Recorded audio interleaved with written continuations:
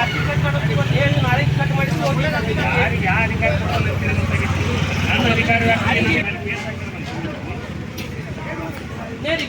ನನ್ನ ಬಗ್ಗೆ ಮಾತಾಡಕ್ಕೆ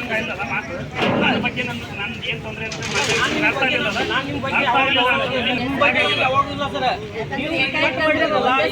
ಇವತ್ತ ಕಟ್ ಮಾಡಿದ್ವಿ ನಾಳೆ ಮಾಡಿದ್ರಿ